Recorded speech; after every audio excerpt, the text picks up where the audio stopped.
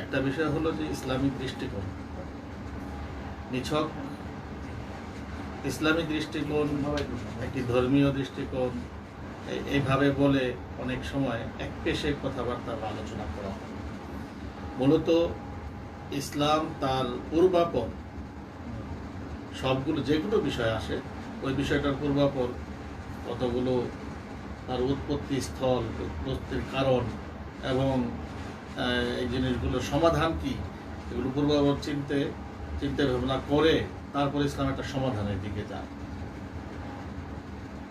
অন্যান্য বিষয়ের মতো ধর্ষণ যে শব্দটা আমরা খুব দ্রুত বলে ফেলি এবং স্বাভাবিকভাবে বলে ফেলি, একটা সময় ছিল যে এটা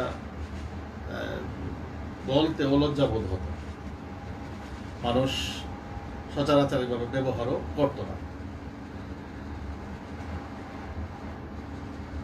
ধর্ষণের আসলে মূল কারণটা কি? ইসলাম এটাকে এইভাবে দেখে যে এটা একটা প্রয়োজন। যৌনতা আর ধর্ষণ এক কথা নয়। যৌন চাহিদা থাকা এটা দোষণীয় কোনো বিষয় নয়। যৌন চাহিদা থাকবে, আল্লাহ তাআলা মানুষকে যেভাবে পিপাসা দেন, নারী হোক পুরুষ হোক, যে কোনো প্রাণীর মধ্যে কি থাকে, পানির পিপাসা থাকে, খাদ্যের জন্য ক্ষুধার অনুভব হয়, ঠিক এমনিভাবে যৌন ক্ষুধাও একটা ক্ষুধা, যৌন চাহিদাও একটা চাহিদা। এটা ইসলাম আগে মেনে নেয়। সৃষ্টিগতভাবে এই চাহিদা মানুষের মধ্যে থাকবে, এইটা স্বাভাবিকভাবে মেনে নেয় আগে। কিন্তু এর চর্চা কিভাবে হবে, এর চর্চা নিয়ে কথা। চর্চা একেবারে উন্মুক্ত করে দিবে, না রাগ ডাক করে তারপর এটাকে কি করবে, প্রয়োজন অনুসারে ব্যবহারে আনবে। প্রত্যেকটা জিনিসের ব্যবহারের একটা সুন্দর আছে, সুন্দর রূপ আছে। এই সুন্দর রূপটা ইসলাম চায়। ইসলাম এটাকে মার্জিত আকারে সুন্দর রূপে এটার ব্যবহার হোক, এটার মানুষ এটাকে এনজয় করুক, এটা চায়। কিন্তু অবাধ একেবারে উন্মুক্ত করে দেওয়া এটা ইসলাম কখনোই চায় না, বা ইসলাম এটাকে সাপোর্ট করে না। এখন সম্প্রতিকালে যে প্রশ্ন আপনি করলেন যে এখন কি বেড়ে গেছে নাকি তার প্রচার বেড়ে গেছে, দুটোই ঠিক। আগের তুলনায় এটা অনেক বেড়ে গেছে সমাজে। যাহা প্রচারিত হচ্ছে তা যৎ সামান্য মাত্র। আবার এই যৎ সামান্য আগে এতটা প্রচার পেত না যতটা এখন সহজে আমাদের সামাজিক যোগাযোগ মাধ্যম আছে, বিভিন্ন কারণে বিভিন্নভাবে এটা সহজে যতটা প্রচার হতে পারে, আগে এতটা প্রচার হতো না। এখন দেখার বিষয় হলো যে বাংলাদেশের প্রেক্ষাপটে বা আমাদের এই উপমহাদেশের প্রেক্ষাপটে এটা দিন দিন এতটা বেড়ে গেল কেন, আর বাড়ার পর এটা প্রতিকারের যে ব্যবস্থাগুলো নেওয়া হয়েছে সেটা কি প্রয়োজনের তুলনায় অপর্যাপ্ত এই ধরনের কোনো কিছু, নাকি যুক্তিসঙ্গত নয়, এই জন্যই এটা বাড়ছে। এগুলো যদি আলোচনা করতে যাই তাহলে গোড়ায় আলোচনা নিয়ে আসতে হবে যে শুধুমাত্র ধর্ষণ বাড়ছে ব্যাপারটা এমন না। নৈতিক অবক্ষয় ঘটেছে আমাদের সার্বিক অর্থে, একটা আরেকটাকে জন্ম দেয়।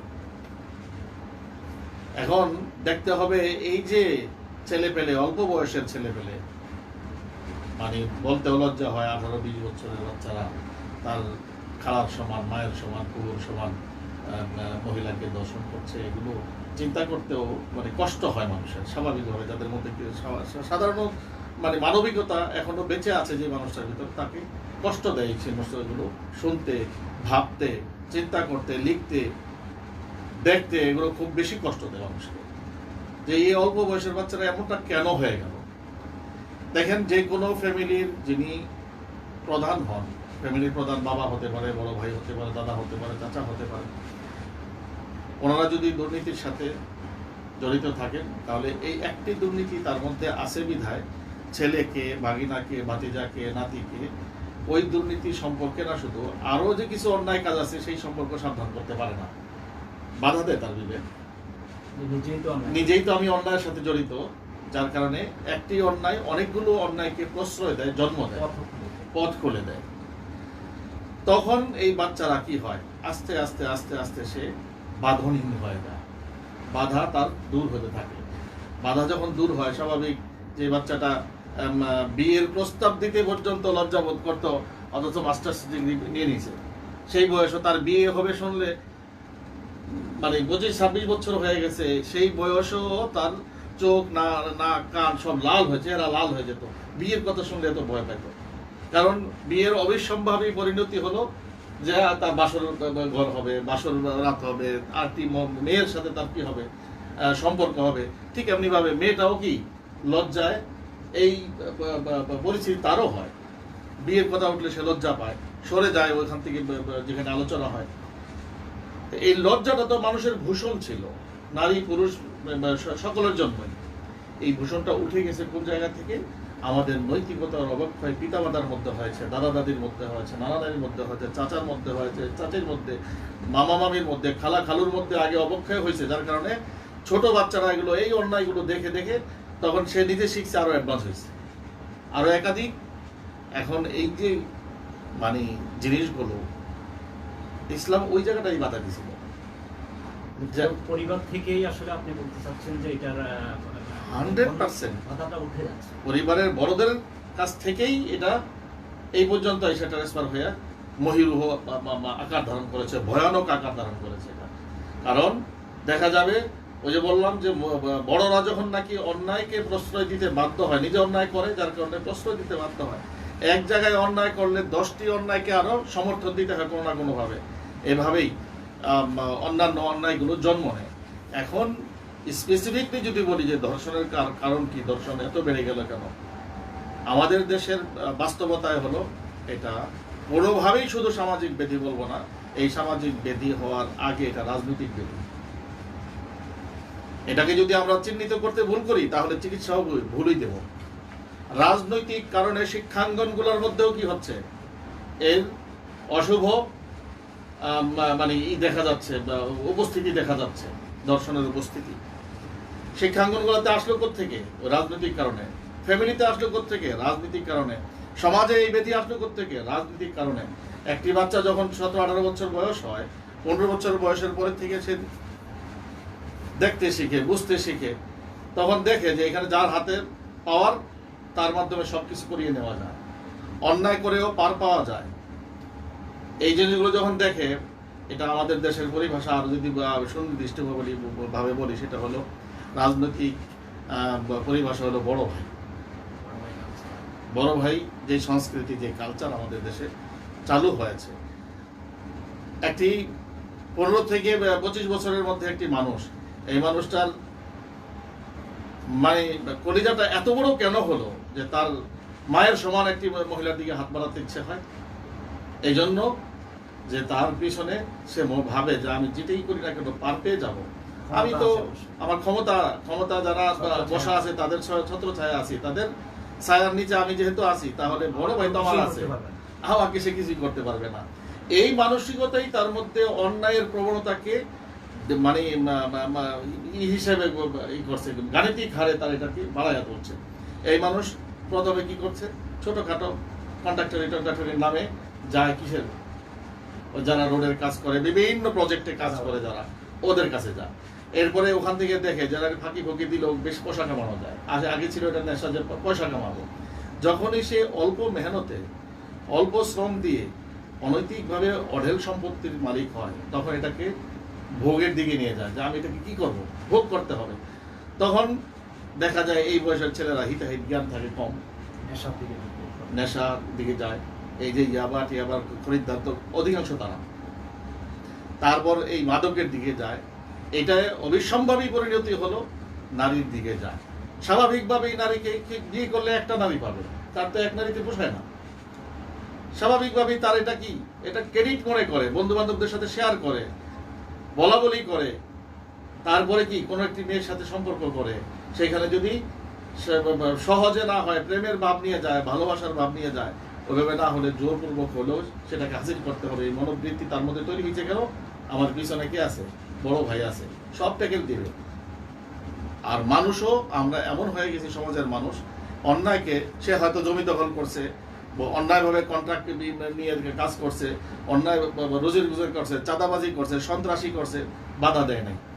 এমনকি আস্তে আস্তে সমাজের কোনো একটি মেয়ের উপর হয়েছে, সমাজপতিরা চুপ ছিল, আমার ঘরে তো আসে নাই, আস্তে আস্তে আমার ঘর পর্যন্ত এসে পড়ছে। এখন এমন না যে তারা যখন এই যে ছাত্রলীগের যে থাবা, এখন আমি ছাত্রলীগই বলবো কেন, যত লীগই করুক অথবা ছাত্রলীগ সাজছে এমনও তো আছে, সবই একেবারে ছাত্রলীগের, তা আমি বিশ্বাস করতে চাই না। এর মধ্যে 10% হইলো বাকিরা এসে কি ছাত্রলীগ সাজছে এমনও আছে, যদিও সিংহভাগটাই ছাত্রলীগের ক্ষমতার কাছাকাছি যারা আছেন, ক্ষমতায় যারা আছেন তাদের ছত্রছায়ায়। কিন্তু কিছু মানুষ তো এমনও আছে যারা মুখোশ পাল্টায় ওখানে ঢুকছে, তারপরে চরিত্রের মধ্যে কি আসছে, অধিকাংশের যে চরিত্র সেটারই কি প্রভাব পড়ছে তার মধ্যে। তো যেটা বলতেছিলাম যে বড় ভাই সংস্কৃতি আমাকে কি করছে, একটি অন্যায় থেকে অনেক অন্যায়ের দিকে ধাবিত করছে। আগে তো আপনাকে বড় ভাই সংস্কৃতির এখানে কেন আপনি চিকিৎসা করবেন না, এই চিকিৎসা যদি না করেন তাহলে এখান থেকে বারবার এটা হতে থাকবে। আর একটা অন্যায় থাকবে, শুধু দর্শন মতো থাকবে না, দর্শনের পরে হত্যাও থাকবে, হত্যার পরে আরো জোর জোরনের যেটা আছে। সবচেয়ে বড় কথা হলো স্বামীকে বেঁধে রেখে স্বামীর সামনে এই যে এমসি কলেজে যেটা হলো দুঃখজনক ঘটনা, এটার জন্য তো মানে আইয়ামে জাহেলিয়াতকেও হার বানাই গেছে। ওই সময় তো এমন ছিল না। এর উপরে আবার কি বেগমগঞ্জের যে ঘটনা ঘটলো, এখন বলেন ওই ছেলের পিছনে যদি বড় ভাইয়ের হাত না থাকে তাহলে এই অল্প বয়সের দেলোয়ার ফেলোয়ার যে নামগুলো আসে বা নাম নিতেও কি হয়, ঘৃণা হয়। এই বাচ্চাদের পিছনে কারা আছে? কোনো ইয়াবা সম্রাট আছে, কোনো বড় ভাই আছে, কোনো এমপি আছে, কোনো মন্ত্রী আছে, অথবা কি রাজনৈতিক কোনো বড় গডফাদার আছে যাদের ছত্রছায়া তারা বেড়ে উঠেছে। ওদেরকে যদি জিজ্ঞেস করি ওই পর্যন্ত যায় তাদেরকে প্রশ্রয় কারা দিচ্ছে? টপে যারা বসা আছে, একদম টপে যারা বসা আছে তারা লালন করছে সন্ত্রাসীদেরকে, তারা দুর্নীতিবাজকে নিজেরা দুর্নীতির প্রশ্রয় দেয়। আমি বলি না যে 100% প্রশ্রয় বিচার করেই না 1%। হ্যাঁ, আইওয়াসের জন্য বিচার আচারও হচ্ছে, ধরপাকড়ও হচ্ছে, কিন্তু নিজেরা করে এবং প্রশ্রয় দেয়। এই একটি অন্যায় থেকে আরো একাধিক অন্যায় জন্ম নেয়, অপরাধ জন্ম নেয়। এই জায়গা বন্ধ করতে হবে, তারপরে আপনাকে আসতে হবে এই জায়গার মধ্যে, আপনার মূল জায়গাতে। যে পার্টিকুলার দর্শন নিয়ে আলোচনা তখন করতে পারবেন যখন আপনি অন্যান্য দুর্নীতিগুলোকেও সামনে আনবেন, যে এগুলো সবগুলো কেন হচ্ছে, কেন ওই ছেলেরা হঠাৎ করে এত নষ্ট হয়ে গেল। গত 20 বছর আগে তো এমন ছিল না, 25 বছর আগে এমনটা ছিল না। এগুলো ছিল, কিন্তু মাত্রা যেই হারে বাড়ছে, গান্তিক হারে, এইটা ছিল না। অমানসিকতা যেটা, এটা ছিল না। তাহলে এটা তৈরি হয়েছে কোত্থেকে? আপনি কেউ বলবে যে এটা তো স্কুল কলেজেও হয়, স্কুল কলেজেও আসছে ওখানেই ওই গডফাদার, ওই বড় ভাই সংস্কৃতি, ওই রাজনীতিকরণ, সবকিছুকে রাজনীতিকরণ করার পরে রাজনীতি কি করছে হলো দুর্বৃত্তায়ন। কিন্তু দুইটা বড় কারণ উল্লেখ করলেন, একটা হলো পারিবারিক দিক থেকে একটা মানে নিয়ন্ত্রণ উঠে যাওয়া, আরেকটা হচ্ছে ক্ষমতার বলয়ে থেকে, ক্ষমতার প্রভাবে থেকে যে উচ্ছৃঙ্খলতার দিকে যাওয়া। এর পাশাপাশি বিভিন্নভাবে আলোচনায় আসছে যে অবাধ যৌনতার যে সুযোগটা। জি, আমি অবশ্যই এই বিষয়ে আলোচনা করব। আসছে যে এটার কারণেও অবাধ যৌনতার যে বিচার এবং দর্শনের দিকে মানুষ ধাবিত হচ্ছে বা এই ঘটনাগুলো বেশি ঘটছে, এটাও আলোচনা আসছে। আমি হয়তো গুছিয়ে সেভাবে বলতে পারিনি আপনার এই বিষয়টা। আসলে আমি যেটা বলতে চাচ্ছিলাম সেটা হলো যে একটি সরকারের দায়িত্ব কি। কোরআনে কারীমের মধ্যে আল্লাহ তাআলা বলেন, আল্লাযীনা মাক্কান্নাহুম ফিল আরদি আকামুস সালাতা ওয়া আতাউয যাকাতা ওয়া আমারু বিল মা'রুফি ওয়া নাহাউ আনিল মুনকার। আমি যখন কোনো জনগোষ্ঠীর মধ্যে কাউকে ক্ষমতায় বসাই, তাহলে ক্ষমতাধর মানুষগুলোর, ক্ষমতাবান মানুষগুলোর দায়িত্ব হলো 4টি কাজ করা ব্যাপকভাবে জনগণের মধ্যে নামাজের সংস্কৃতি চালু করা, ইবাদতের সংস্কৃতি চালু করা। কারণ এই নামাজ, এই আল্লাহর ধ্যান, আল্লাহর দিকে তাকানো, আল্লাহর দিকে মানে থাকা, ধাবিত থাকা, এটাই মানুষকে অনেক অপরাধ থেকে বাঁচিয়ে রাখে। দ্বিতীয় হলো ওয়াতাউ যাকাতা, যাকাত ভিত্তিক অর্থনীতি কি করতে হবে, অর্থনীতিকে প্রচলন দিতে হবে, তাহলে দারিদ্র দূর হবে। অনেক সময় দারিদ্রতার কারণেও হয়তো এখন আলোচনা করতেছি পুরুষ নিয়ে, যে ধর্ষক পুরুষ, কিন্তু নারীরাও নিজের ইজ্জত বিক্রি করে সহজে পয়সা কামানোর রাস্তা বেছে নেয় অনেক সময়, অভাব অনটনের কারণে, দারিদ্রতার কারণে। তো ইসলাম বলছে যে প্রথমেই আপনি ইবাদতের প্রচলন করেন। দ্বিতীয়ত অর্থনৈতিক সাম্য নিয়ে আসেন, সেটা যাকাত ভিত্তিক অর্থনীতির মাধ্যমে সম্ভব। ওইটাই আসলে বৈজ্ঞানিক। আমরা যেটা এখন করছি এতে মানুষ বড় আরো বড় হচ্ছে, গরিব আরো গরিব হচ্ছে। কিন্তু যাকাত ভিত্তিক এবং সদকা ভিত্তিক সহযোগিতা ভিত্তিক যে অর্থনীতি, সেই অর্থনীতিতে মানুষ এতটা গরিবে পরিণত হয় না, এতটা দারিদ্রতার নিচে নেমে যায় না। এজন্য তাদের প্রধান কাজ যে চারটা এর মধ্যে দিছে, 1 নম্বর হলো ইবাদতের প্রচলন করা, 2 নম্বর হলো মানুষের মধ্যে অর্থনৈতিক যে ইটা হবে সেটা যাকাত ভিত্তিক হতে হবে, 3 নম্বর হলো মানুষকে শিষ্টাচার শেখানো, সুন্দর এবং যেটা ভালো সুন্দর সেটাকে লালন করবে, আর দুষ্টকে দমন করবে। ওয়া আমারু বিল মারুফি ওয়া নাহাউ আনিল মুনকার। এক, তার ভালো প্রচলন করো, ভালো জিনিসের প্রচলন করো, আর খারাপ জিনিসকে দমন করো। রাষ্ট্রীয়ভাবে হতে হবে এটা। রাষ্ট্রের এই 4টি দায়িত্ব যদি হয়, যদি ঠিক মতো নামাজের প্রচলন হয়, যদি অর্থনীতিতে যাকাতের প্রচলন হয়, যদি মানুষকে সৎ কাজের আদেশ, যত সৎ কাজের আদেশ আছে, ভালো যেটা সুন্দর সেটা কি উৎসাহ দেব, সেটা কি পৃষ্ঠপোষকতা করব, সরকারের যদি মনোভাব হয়, আর যাহা খারাপ, যাহা মন্দ, যাহা অনুষ্ঠকর সেটাকেই দমন করে রাখবো। এটাকে রিয়েলাইজ করতে হবে আসলে আমার সমাজের জন্য এই জিনিসটা ভালো না খারাপ। পর্দা একটা আলোচনা আমরা নিয়ে আসি। কেন নিয়ে আসি? এই জন্য না, মহিলাদেরকে ঘরের ভিতরে ঢুকায় রাখার জন্য নয়, বরং তাদেরকে শালীনতা শেখানোর জন্য, মার্জিত পোশাক পরতে শেখানোর জন্য। এখন আপনি একদিকে মহিলাদেরকে উলঙ্গ করতে যত ধরনের পদক্ষেপ আছে সবই নিবেন, অপরদিকে ছেলেদেরকে বলবে যে তুমি ওদিকে তাকাইও না, তাকাইলে গুনাহ হয়। এই তুমি ওদিকে তাকাও কেন? এই তোমার মা বোন নেই? আমার মা বোন তো আছে, কিন্তু আমার মধ্যে জৈবিক চাহিদাও তো আছে। একটি জোয়ান মানুষ বক্তাকে শুনেছিলাম, বেশ সুন্দর করে এক্সাম্পল দিয়েছে যে আপনি ছিকার মধ্যে, আমাদের এখানে ছিকা বলে লটকায়া রাখতো এক ধরনের, আগে বিড়াল টেরাল যত খেতে না পারে কোনো জিনিস, এখন তো ফ্রিজ ঘরে ঘরে, আগে এগুলো ছিল না গ্রাম অঞ্চলে, তো ওটার মধ্যে দুধ অথবা তরকারি ওটার মধ্যে রেখে দিত ঝুলায়া। এখন ছিকার ওই দুধ যদি আপনি খোলা রেখে দেন, বিড়াল মামা তো দিবে লাভ দিয়ে খাবে, এটা স্বাভাবিক। আর যদি ওটাকে ঢেকে রাখেন, ও দূরে থেকে দেখবে যে এটার মধ্যে আমার আয়ত্তের ভিতরে না, আমার আয়ত্তের ভিতরে না যখন, তখন আগে দূর থেকে দেখে আল্লাহ করবে না ওটার দিকে। দুধ আপনি খোলা রেখে দিবেন গ্লাসে, এখানে খোলে, আর বিড়ালকে বলবেন বিড়াল সাবধান, এটা কিন্তু হুজুরের দুধ, এটা কিন্তু আমার দাদার দুধ, আমার শাশুড়ির দুধ, আমার শ্বশুরের দুধ, এনে বুক লাগাইও না, এটা অন্যায় হবে মুরব্বীর সাথে। হ্যাঁ, যদি পোষা বিড়াল হয় আর এতটাই ভদ্র হয়, হয়তো আপনার এটা রক্ষা হলে হতেও পারে। আমি কাউকে কারো কিছুর সাথে তুলনা করছি না, শুধু এই কাজটার সাথে কাজটার তুলনা করছি যে আমার মা বোন, আমার মেয়ে, আর এরা যদি নিজেরা মার্জিত পোশাকে, মার্জিত চরিত্রে, মার্জিত চাকরি, মার্জিত পরিবেশে, সুন্দর শালীন পরিবেশে যদি করতে পারতো, তাহলে এগুলো অনেকাংশেই কমে যেত। এখন আমরা সরকারিভাবে রাষ্ট্রীয় পৃষ্ঠপোষকতায় অশ্লীল সিনেমা ফিল্ম বানাবেন, পর্নোগ্রাফি হবে এই দেশের মধ্যে কোনো না কোনোভাবে, আর অপরদিকে বলবেন যে না আমি কি শাস্তি দিব একদম 100%। কিসের শাস্তি দেন আপনি? আগে তো আপনি পরিবেশ তৈরি করতে হবে। সুষ্ঠু পরিবেশ দেওয়ার পরেও দুষ্ট লোক যদি সীমা লঙ্ঘন করে, তখন তাকে শাস্তির আওতায় আনা, এই হলো ইসলামের কথা। হযরত ওমর ইবনে খাত্তাব রাদিয়াল্লাহু তাআলা আনহুর জামানায় এক সময় দুর্ভিক্ষ দেখা দিছে। তখন এই ছিটকে চোর কিছু আছে না, সবসময় নিজের পেট পালার জন্য ছিটকে চুরি করে, এই চুরি করা শুরু হয়েছে, মানুষের অভাবের তাড়নায় চুরি করছে। তখন হযরতে ওমর রাদিয়াল্লাহু আনহু বলছেন যে এখন হাত কাটা, এইটা আপাতত রহিত করা হইল। যতদিন আমি কি করতে না পারবো, আমার দেশের এই দুর্ভিক্ষের সময় ঘরে ঘরে খাদ্যের ব্যবস্থা করতে না পারবো, কাজের ব্যবস্থা করতে না পারবো, ততদিন পর্যন্ত এটা কি থাকবে? মওকুফ থাকবে।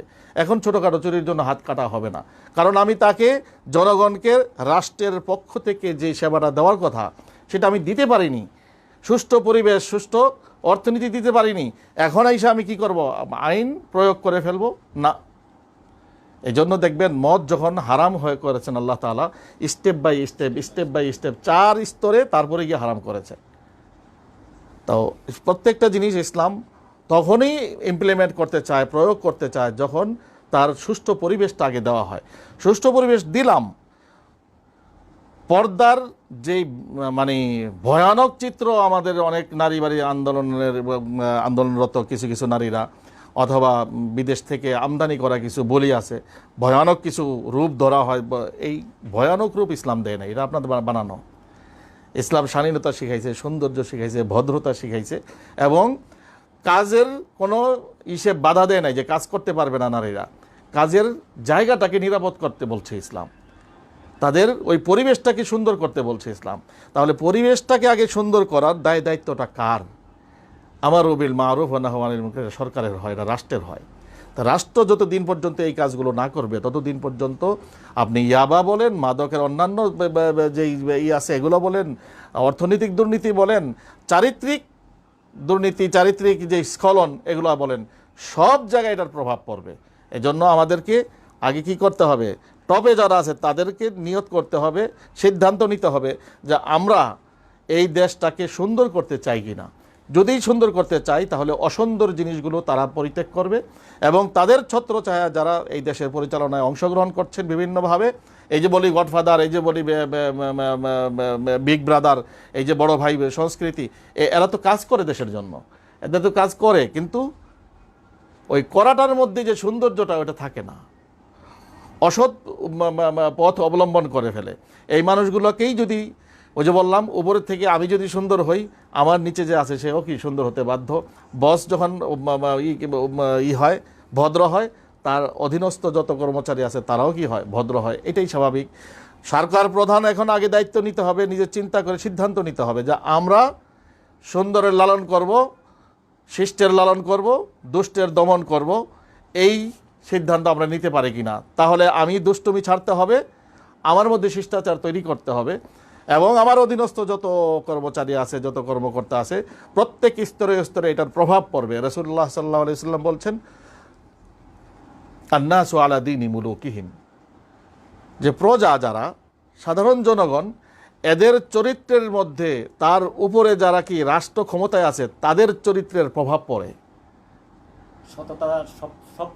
সব পর্যায়ে। সততার পর্যায়েও পড়বে, আর দুর্নীতি করলে দুর্নীতিও পড়বে। এখন সিদ্ধান্ত নিতে হবে, আমি দুর্নীতিকে অপছন্দ করি, আমি চারিত্রিক পদস্খলন, চারিত্রিক স্খলন এগুলোকে অপছন্দ করি, তাহলে আমার নিচেরাও কি অপছন্দ করবে।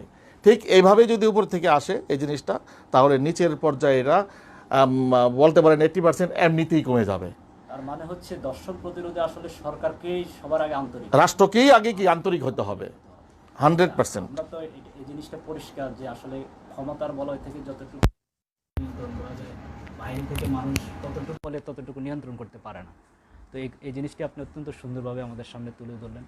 এখন আমরা ইসলামের দৃষ্টিকোণ থেকে আপনি একটা কথা বলেছেন যে মদ নিষিদ্ধ করার সময় স্টেপ বাই স্টেপ নিষিদ্ধ করা হয়েছে।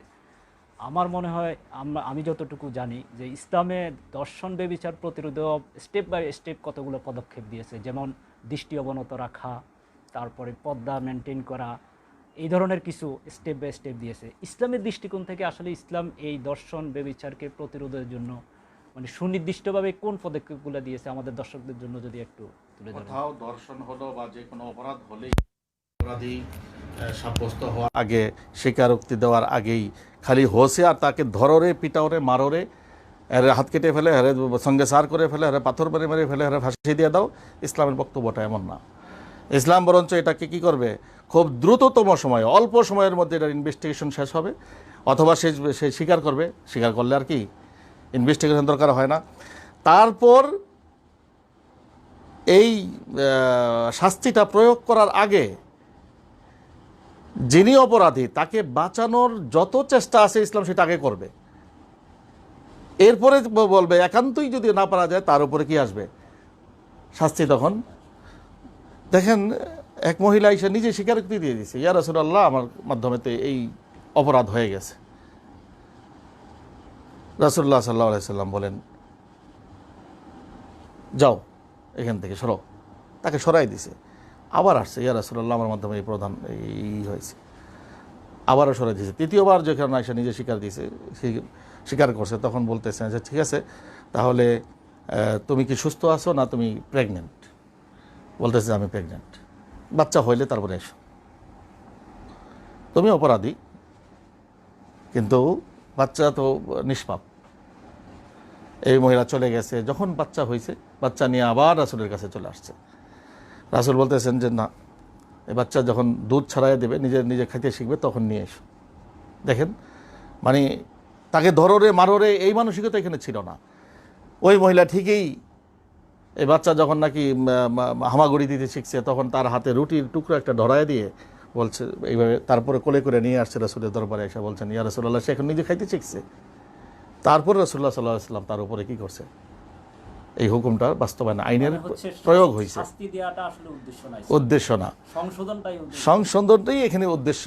কিন্তু কেউ একটা ভিত্তি তৈরি করা যে এই অনৈতিক কাজ আমরা করব না বা আমাদের দ্বারা এটা হবে না, এই ধরনের একটা মনস্তাত্ত্বিক ভিত্তি তৈরি করা। ইয়েস, এই যে কথাটা আমি বলতে চাচ্ছিলাম যে অনেক ক্ষেত্রে দেখা যাবে যে অপরাধী পার পেয়ে যাবে। তো ইসলাম বলে অপরাধী পার পেয়ে গেলে পার পেয়ে যাক, কিন্তু আমার ইনভেস্টিগেশনের ত্রুটির কারণে কোনো নিরপরাধ মানুষ যেন শাস্তি না পায়। এটাকে সাধারণ আইনেও এটা আছে যে 100 অপরাধীও যদি পার পেয়ে যায় কোনো আপত্তি নাই, কিন্তু একজন নিরপরাধ মানুষ যেন কি হয়, বেআইনিভাবে তার উপরে কি আইনের প্রয়োগ না হয়। সবচেয়ে বড় কথা হলো যে আমাদের দেশে এই যে গত 2 দিন আগে আমি দেখছি, আমার কাছে রেকর্ডও আছে এখানে, বাকেরগঞ্জে 4 থেকে 7 বছরের বাচ্চা, এদের বিরুদ্ধে, ছেলেদের বিরুদ্ধে কি ধর্ষণের অভিযোগ। সেই অভিযোগ কি রেকর্ড হয়েছে কোথায়? থানাতে। তারপরে গেছে ওই বাচ্চাদেরকে ওখান থেকে অ্যারেস্ট করে আদালতে নিয়েছে। আদালতের মানে কি বলবো আর, বিচারকও ওখানে তাকে কি করছে, যশোর না কোথায় ওখানে কি জেলে, শিশুদের যে জেল আছে ওখানে পাঠাইছে। বিবেক গেল কোথায় মানুষের? একটা অভিযোগ যে দিলেন, এই অভিযোগের বাস্তবতাটা কি, এটা সম্ভাব্যতাটা কি, এটাও তো একটা কিছু আছে। বিচার এখন একদিকে বড় বড় অপরাধীরা ঘুরে বেড়াচ্ছে, আপনারা কি করেন না? সোজাসাজি কথা, আমাদের দেশের সংস্কৃতিতে থানাতে টাকা পয়সা লেনদেন হয়, রাজনৈতিক প্রভাবে প্রভাবিত হয়, পুলিশ কেস নেয় না, অথচ সেও নিজেও জানে যে 14টা মামলা আছে তার বিরুদ্ধে, অপরাধী, ধর্ষণের অপরাধী, সেই মামলাও আছে, নতুনভাবে আসতেছে, সে নেয় না, তার মামলা নেয় না, এমন হয়। আর এটার ব্যাপারে তড়িঘড়ি করে 7 বছরের বাচ্চা, 10 বছরের বাচ্চা, যারা এখনো পর্যন্ত যৌনতাকে সেটা বুঝেই শেষ করতে পারে নাই, এদেরকে এই অভিযোগে কি গ্রেফতার করতে হবে, একদম আদালত পর্যন্ত নিতে হবে, ওখান থেকে জেল পর্যন্ত যেতে হবে, পরে নিরপরাধ হয়ে বেরিয়ে আসবে। এই প্রয়োগ কোনো প্রয়োগ না, এটা আইনের প্রয়োগ না, এটা অপপ্রয়োগ। এই জন্য আমাদেরকে আগে সিদ্ধান্ত নিতে হবে আমরা সমাজটা সুন্দর করতে চাই কিনা। তাহলে প্রত্যেক স্তরে এই পুলিশ ভাইয়েরাও এই আবহাওয়ায় বড় হওয়া মানুষ, এদের রক্ত লাল, আমাদের রক্ত লাল, এদের মেয়ে আছে, ছেলে আছে, বোন আছে, মা আছে, আমাদেরও আছে। তাহলে বিবেকটা কোথায় গেল? ওই বিবেকটা তাদেরকেও জাগ্রত করতে হবে, হাকিম সাহেবেরও জাগ্রত করতে হবে, জনগণেরও জাগৃত হতে হবে, রাষ্ট্রেরও হতে হবে। তাহলে একটা সুন্দর পরিবেশ আসবে। আর সবচেয়ে বড় কথা যেটা স্পেসিফিকলি আপনি জিজ্ঞেস করছেন যে ইসলাম এর শাস্তির বিধানটা কি করেছে। ইসলাম, ও যে বললাম, রাষ্ট্র যদি সিদ্ধান্ত নেয় তাহলে 80 ভাগ বিনা বিচারে ভালো হয়ে যাবে, আর যে 20% থাকবে, মানুষ তো 100% ভালো হবে না, সমাজে 20% যেগুলো থাকবে সম্ভাবনা, ওগুলাকেও পাহারা দিয়ে রাখবে সব সময়। কি পাহারা দিবে? এই যে সামাজিক বন্ধন, পারিবারিক বন্ধন, সুস্থ রাজনীতির চর্চা, সুস্থ সংস্কৃতির চর্চা, এগুলো যখন হতে থাকবে তো ওই 20%-এর মধ্যে আরও কমে আসবে। এরপরেও যারা সীমা লঙ্ঘন করে ফেলবে তাদের ব্যাপারে বলেছে যে ইসলাম, যে দেখো তো এই ভদ্র মহিলা বা এই ভদ্রলোক এরা কি বিবাহিত কিনা। বিবাহিত যদি হয়ে থাকে তাহলে বলছে যে তারা যেহেতু বিয়ে করে নাই, যদি বিবাহিত না হয়ে থাকে, বিয়ে শাদী করে নাই যেহেতু, এই ভুল তো হওয়ার একটা সুযোগ আছে। সুযোগ যেহেতু আছে, ফাজরিদু কুল্লা ওয়াহিদ মিনহুমা মিআতা জালদা, এদেরকে 100টা করে বেত্রাঘাত করো। আর এটা করার সময়ও কি এটাই করো। আর যদি তারা বিবাহিত হয় তাহলে যেহেতু তাদের কি যৌন ক্ষুধা মেটানোর নিজস্ব ব্যবস্থা আছে, চাই নারী হোক চাই পুরুষ হোক, এরপরেও সে কি করছে, সীমা লঙ্ঘন করছে, তাকে গিয়ে কি সঙ্গে সার করো, তাকে পাথর মেরে হত্যা করো। এখন দেখেন এরপরে ওই আয়াতের মধ্যে, সূরা নূরের মধ্যে ওই আয়াতেই বলতেছেন যে দেখো এই যে লুকায়া লুকায়া ভোর রাতে 2-3 জনের সামনে এক জল্লাদ নিয়ে ফাঁসি দিয়ে ফেলবে, তো এই লোকটা মারা হলো, কিন্তু এর ফলাফল কি? সমাজ সংশোধন হলো না। আমার তো লোকটাকে মারা উদ্দেশ্য না, মহিলাটাকে মারা উদ্দেশ্য না, আমার উদ্দেশ্য হলো সংশোধন করা অন্যান্য যত আছে মানুষকে। এই জন্য তা বলা হয়েছে ওয়ালিয়াশহাদ আযাবাহুমা তাইফাতুম মিনাল মুমিনিন, যে যখন বাস্তবায়ন হবে তার মৃত্যুদণ্ড, তখন অনেক মানুষের সামনে হবে, অনেক মুমিনরা এটা দেখবে, এটা থেকে শিক্ষা নেবে। এই ভয়াবহতা যে কিছু সংখ্যক মানুষ পাথর মেরে একটা মানুষকে মেরে ফেলতেছে, এটা কত বেশি ভয়। এই ভয়টা যখন ভিতরে ঢুকবে, আল্লাহর ভয় আছে, সামাজিক বন্ধন আছে, রাষ্ট্রীয় ব্যবস্থাপনা আছে, সব সত্ত্বেও এই ধরনের কোনো অঘটন ঘটে গেলে একটা ভয় ঢুকে গেল, দেখলো যে এইভাবে সঙ্গে সার করা হয়, তাহলে সারা বছরে একটাও কি সঙ্গে সার করতে হবে? হয়তো 1-2টা করবেন প্রথম, এরপরে যুগকে যুগ যাবে আর সঙ্গে সার করতে হবে না, কিন্তু এই ভয়টা তার উপরে থেকেই যাবে। কেননা এটা আলোচনা হবে, জায়গায় জায়গায় আলোচনা হবে, মসজিদের মিম্বরে আলোচনা হবে, বিচারালয়ে আলোচনা হবে, সমাজে এখন তো মানে সামাজিক যোগাযোগ মাধ্যমে আলোচনা হবে, এগুলো চিত্র ধারণ করে রাখবে, মানুষের দেখলেই ভয় পাবে। এই ভয়টা দিয়ে মানুষকে সংশোধন করতে চায় ইসলাম। এজন্য যে তারপরে আবার বলা হয়েছে যে দেখো যারা এটা ইমপ্লিমেন্ট করতে যাবা অথবা যারা থাকবা উপস্থিত, তোমাদের মধ্যে মানুষ হিসেবে তোমার অন্তরের মধ্যে মায়া আসতে পারে, এই মায়ায় তাকে ছেড়ে দিতে পারো। এই ধরনের গর্হিত কাজ যখন হবে আর বিচার পর্যন্ত পৌঁছবে, জিনা বা ব্যভিচারে যারা লিপ্ত, এই ধরনের মানুষ যদি ওখানে যায় আর ওই পর্যায়ে যায়, তখন আর মায়া দেখে তাকে ছেড়ে দিও না। যদি ছাড়ার একটা এক্সাম্পল তৈরি করে ফেলো, তাহলে কিন্তু এই যে জনগণ, এদের মধ্যে ভয় আস্তেই করে চলে যেতে থাকবে। এই জন্য বলছে ওয়ালা তাখুযকুম বিহিমা রাফাতুন ফি দীনিল্লাহ ইন কুনতুম তুমিনুনা বিল্লাহি ওয়াল ইয়াউমিল আখির। সূরা নূর ওই একই আয়াতে 2 নম্বর আয়াতের মধ্যে এই কথাটাও আছে। আর এই যে আল্লাহর বিধান কায়েম করতে গিয়ে যারা চূড়ান্ত পর্যায়ে গিয়ে না করে আর পারলা না, তখন বিধান কায়েম করতে গিয়ে, তখন এই বিধান বাস্তবায়ন করতে গিয়ে মনের মধ্যে কোথাও যেন মায়ার উদ্রেক না হয়, যেই মায়ায় তুমি ওইটা করতেই পারলা না, এমনটা যেন না হয়। কেননা আল্লাহর দিন তোমার কাছে আসছে, এইভাবে যদি করা হয় তাহলে সারা সমাজ ঠিক হবে, সারা দেশ ঠিক হবে, এই মানবতা ঠিক হবে, নারীর ইজ্জত বাঁচবে, পুরুষের সম্ভ্রম বাঁচবে, তাদের পুরুষেরও কি মান সম্মান বাঁচবে। একটি নারী যখন এই ধরনের ঘটনায় পড়ে যায়, তার আশেপাশে তার ভাই থাকে, বাপ থাকে, মামা থাকে, খালু থাকে, ফুফা থাকে, তার ছেলে থাকে, অনেক ক্ষেত্রে এদের সবার মাথা নত হয়ে আসে। ঠিক এমনি একটা পুরুষ যখন হয়, তারও কি ভাই, তার বোন থাকে, মা থাকে, দাদি থাকে, নানি, প্রত্যেকেরই কি মাথা অবনত হয়ে যায় লজ্জায়। এই জন্য এই লজ্জাটাকে ধরে রাখার যত ব্যবস্থা আছে এবং শালীন পরিবেশ, সুন্দর পরিবেশ দেওয়ার যত ব্যবস্থা আছে, সরকার এগুলো নিশ্চিত করলে বিচারের আসবে খুবই কম। বিচারের আসলে এই যে আপনি আর আমি এখন প্রত্যেকেই, আইনমন্ত্রীও বললেন, এবং এটা হয়তো বা পাশও হয়ে যাবে, সবাই মৃত্যুদণ্ড চাচ্ছে, আন্দোলন হচ্ছে, তো এটা চাওয়ার তো ছিল না। এটা তো আরও 50 বছর যাবৎ দেশ হয়েছে। এটা যদি সুস্থ জ্ঞানের থাকতো যে 50 বছর পর গিয়ে এই ধরনের হতে পারে, এই সম্ভাবনাকে ধরে রেখে তারা তখনই আইন করতে পারতো আর দেশটা সুন্দর থাকতো। এখন যে কথাটা আপনি বললেন যে মৃত্যুদণ্ডের যে বিধান, বাংলাদেশের যাবজ্জীবন কারাদণ্ডের বিধান আছে, তো সেটাকে মৃত্যুদণ্ডে উন্নীত করার জন্য আইনমন্ত্রী বলেছেন, নারীবাদী বিভিন্ন সংগঠনের পক্ষ থেকে দাবি করা হয়েছে। তো আসলে কি শুধুমাত্র, তো আপনিও বললেনই একটু আগে, শুধুমাত্র তো আর শাস্তি দিয়ে আর এটা সম্ভব হবে না। তারপরেও আমরা দেখছি যতটুকু না নৈতিক শিক্ষার কথা, যে মানুষের মধ্যে ক্ষুধাবিধি, তারপর আসার কথা, যে এই কথাগুলো চাইতে শাস্তিকে বেশি গুরুত্ব দেওয়া হচ্ছে। এটা কি আসলে কি, এটা দিয়ে কি এই মহাবেদিটা নিরাময় সম্ভব হবে? শুধু না, যেটা আলোচনা করতেছিলাম যে শুধু আইন প্রয়োগের বিষয়টা আসবো যে 20%ও কমে আরো কমে যাবে বললাম, বাকিটা তো হবে সরকারকে সিদ্ধান্ত নিতে হবে। সরকার সিদ্ধান্ত নিলে যদি নিয়ে নেয়, তখন শিক্ষাঙ্গনগুলো ঠিক হবে, বিদ্যালয়গুলো ঠিক হবে, মাদ্রাসাগুলো ঠিক হবে। মাদ্রাসাতে 2-একটা ঘটনা যদি পরিকল্পিত কেউ ঘটায়ও থাকে, আমরা তো প্রথমে মানি যে যেখানে দ্বীনের চর্চা হয়, কোরআনের চর্চা হয়, সেখানে এই ধরনের অশ্লীল কাজ হয় না। কিন্তু আমাদের অনেক বন্ধুরা আছেন মাদ্রাসার নাম ব্যবহার করতে খুব স্বাচ্ছন্দ্য বোধ করেন এই সমস্ত কুকর্মের সাথে, তখন তারা নাটক সাজায়।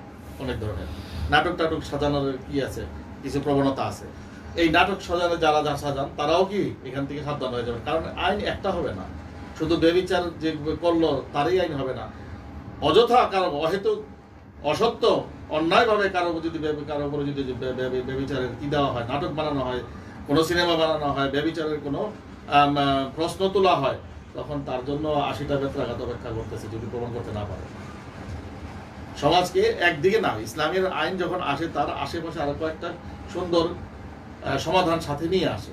এই জন্য আমি 100বার ওইটাকে সাপোর্ট করি। মৃত্যুদণ্ডের যে সর্বোচ্চ মৃত্যুদণ্ডের যে আইন করতেছে বা করতে যাচ্ছে, দাবিও করি করুক, এটা কোরআনের বহুত আগে থেকেই, কিন্তু এর মাধ্যমে সমাধান হবে না। শুধুমাত্র আইন দিয়া আপনার দেশ সুন্দর হবে না, অপরাধ দমন হবে না। এটার জন্য যেটা লাগবে সেটা হলো যে বললাম, সিদ্ধান্তের প্রয়োজন। আপনাকে আমাকে সিদ্ধান্ত নিতে হবে। একেবারে বটম এমনি ঠিক হবে যদি টপ ঠিক হয়, তবে একদিনেই ঠিক হবে না, সময় লাগবে। এই সময় খুব বেশি দিন লাগবেও না, আবার সময় লাগবে বলে আমাদেরকে মানে যুগ অপেক্ষা করতে হবে না। কালকে আমাদের দেশের সরকার সিদ্ধান্ত হোক, রাষ্ট্র সিদ্ধান্ত নেক, ইনশাআল্লাহ দেখবেন আগামী 10 বছরের মধ্যে দেশ সুন্দর হবে, সব সেক্টর সুন্দর হবে। থানার মধ্যে মানুষ কি হবে, খোদা ভীরু মানুষ থাকবে, আদালতে খোদা ভীরু মানুষ থাকবে, সমাজপতিরা খোদা ভীরু হবে, সরকারে যারা থাকবেন তারাও কি খোদা ভীরু হবে, বিরোধী দলে যারা তারাও খোদা ভীরু হবে। সবাই সুন্দর জীবনকে পছন্দ করবে, স্বাচ্ছন্দ্য বোধ করবে এবং সেটাকে এনজয়ও করবে। আর যদি এই সিদ্ধান্ত নিতে ব্যর্থ হয়, শুধুমাত্র পার্টিকুলার দর্শনকে নিয়েই কি আলোচনা হবে, এই দর্শনকে নিয়েই কি একটা আইন হবে, এমন আইন কত বানাবেন, আর কতবার শেষ হবে, আরও কতবার বানাতে হবে, কিন্তু দর্শন শেষ হবে না, দুর্নীতি শেষ হবে না, সন্ত্রাস শেষ হবে না, মাদক শেষ হবে না, নারী নির্যাতন শেষ হবে না, পুরুষ নির্যাতনও শেষ হবে না। ঘরে ঘরে পুরুষও নির্যাতিত হচ্ছে এখন, মুখ ফুটে হয়তোবা বলে না, ক্ষেত্র বিশেষে নয়, বরঞ্চ পার্সেন্টেজে এখন যদি বাস্তব খবর লাগানো হয়, নারী যেমন নির্যাতিত হচ্ছে, পুরুষও নির্যাতিত হচ্ছে। এই সব থেকেই আমরা বাঁচতে পারবো যদি সিদ্ধান্ত সরকার প্রধান নেয়, রাষ্ট্র নেয়। আর যদি তারা সিদ্ধান্ত নেয় শুধুমাত্র কি আই ওয়াশ করার জন্য আইন করে দিলাম, বাস এরপরে আইনের ফাঁক ফোকর দিয়ে 30 বছর বাঁচার ব্যবস্থা আছে, জামাই আদরও থাকবে ভিতরে, যেমন নাকি মাদকের ব্যাপারে আছে, যেমন অন্যান্য যাবজ্জীবনের যতগুলো আছে আইন আছে, এই আইনগুলো করে, কিন্তু হয় কি শেষ পর্যন্ত আইনের ফাঁক ফোকর দিয়ে জামিনে বের হয়ে তারা আরও বেশি, আগের চেয়ে বেশি আপনার ওই অপকর্মের সাথে জড়িত হয়। এই জন্য মাদক একটা বিরাট বড় সমস্যা আমাদের দেশের জন্য। নারী নির্যাতন সমস্যা, এই সমস্যা শেষ হবে। যেমন যৌতুক একটা সমস্যা, তো যৌতুক সমস্যা যদি শেষ করতে হয় তাহলে মিরাসি বন্টনটাকে সুনিশ্চিত করতে হবে। একজন পুরুষ যখন মারা যায়, বাবা যখন মারা যায়, তার মিরাস যেটা কোরআন দিয়ে দিয়েছে, নারীর অধিকারও দিছে, পুরুষের অধিকারও দিছে, ভাইয়েরটাও দিছে, বোনেরটাও দিছে, ছেলেরটাও দিছে, মেয়েরটাও দিছে, ওইটাকে বাস্তবায়ন করাটাও সরকারের দায়িত্ব হিসেবে নিতে হবে। তাহলে যৌতুক অটোমেটিক বন্ধ হবে। আর না হয় যৌতুক বিরোধী কত কিছু সামাজিক আন্দোলন হবে, এটা হবে সেটা হবে, কিন্তু যৌতুক নেওয়া দেওয়া বন্ধ হবে না যতদিন পর্যন্ত মিরাস বন্টন সুষ্ঠু না হবে। কোরআন কর্তৃক যে নির্ধারণ করা হয়েছে সেটাকে মেনে নিয়ে সেটাকে নিশ্চিত করতে হবে যে মহিলারা পাইল কিনা। আমি যদি আরেক অনুমতি দেন তাহলে একটু এক্সপ্লেন করতে চাই কথাটা।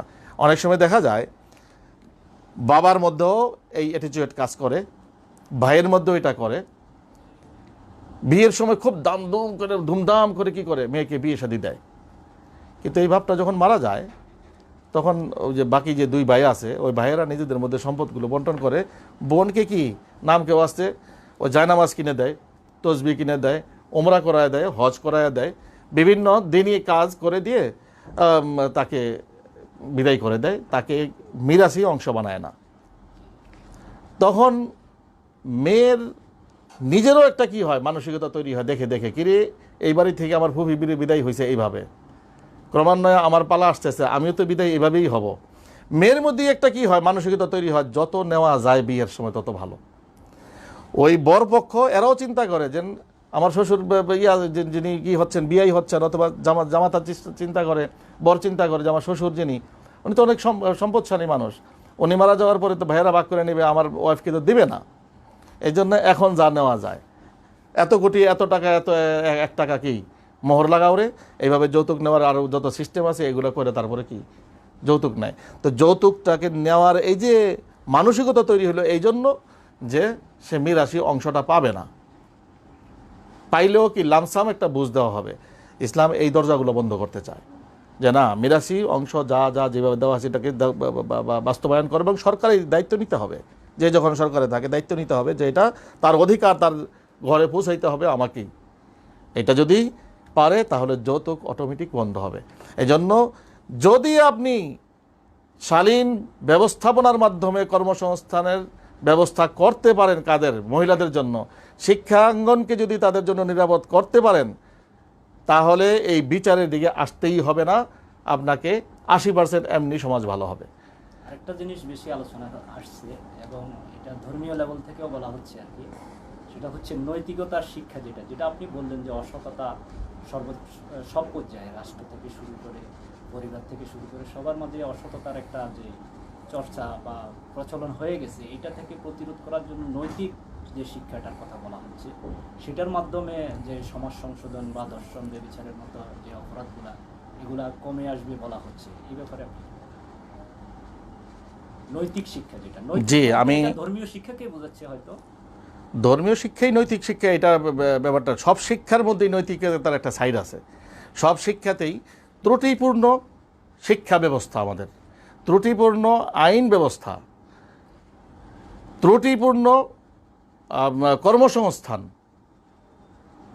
এগুলাকে যদি এভাবে বলি, আর ত্রুটিপূর্ণ সাংস্কৃতিক চর্চা, এই চারটাকে যদি আমরা, চারটা বিষয়কে যদি সামনে ধরি, যে ত্রুটিপূর্ণ শিক্ষা ব্যবস্থা, শিক্ষা ব্যবস্থার মধ্যে শিক্ষাঙ্গন সহ আসবে, ত্রুটিপূর্ণ আইন ব্যবস্থা এবং ত্রুটিপূর্ণ সাংস্কৃতিক চর্চা, এগুলাকে যদি আমরা সামনে নিয়ে ধরি, যে মৌলিক আর ত্রুটিপূর্ণ কর্মস্থল, কর্মপরিবেশ বা কর্মস্থল, এই চারটা জিনিসকে যদি সামনে নিয়ে আসি, আর সরকার যদি এই 4 জায়গায় চিকিৎসা দেয় যে এগুলোকে আমি ঠিক করতে চাই, তাহলে ইনশাআল্লাহ এই দেশে ব্যভিচার বলতে একেবারে শূন্যের কোঠায় নেমে আসবে। আর ব্যভিচারের যেই কঠোর মানে শাস্তি, ওইটা হয়তো বা যুগ যুগ চলে যাবে, 1-2টাও প্রয়োজন পড়বে না ইনশাআল্লাহ। আলহামদুলিল্লাহ, আজকের বিষয়টা অত্যন্ত পরিষ্কারভাবে আমাদের সামনে উঠে এসেছে যে আসলে দর্শনের মতো এই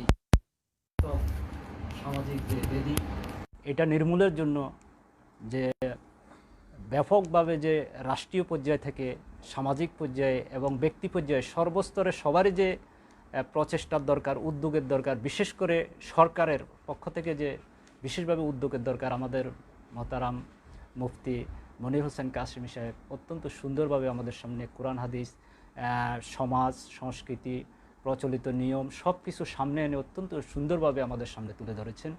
তো আমরা মহতারাম মুফতি কাসেমি সাহেবকে ধন্যবাদ জানাচ্ছি আজকের সুন্দর আলোচনার জন্য। তো আজকের আলোচনা আমরা এখানে শেষ করছি। আমরা আশা করছি দর্শন ব্যভিচারের মতো এই মহাবেদি মুক্ত হবে আমাদের সমাজ।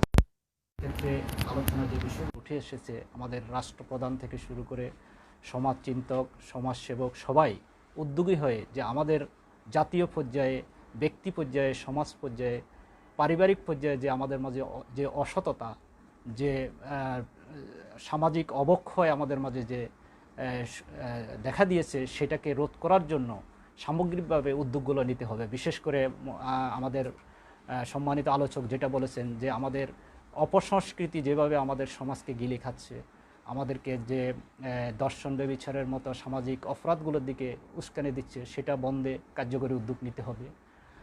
এভাবে উনি আরও কয়েকটা ক্ষেত্রের কথা বলেছেন, শিক্ষা ক্ষেত্রে যে নৈতিকতার চর্চা এবং অন্যান্য যে বিষয়গুলো তুলে ধরেছেন, এই বিষয়গুলোকে সামনে এনে যারা সমাজচিন্তক আছেন, রাষ্ট্রপ্রধান আছেন, সবাই কার্যকরী উদ্যোগ নেবেন, আমরাও সে আশা ব্যক্ত করি। আমরা একটা সুন্দর, সুস্থ, স্বাভাবিক সমাজের প্রত্যাশা করি। আজকের আলোচনা আমরা এখানেই শেষ করছি। আসসালামু আলাইকুম।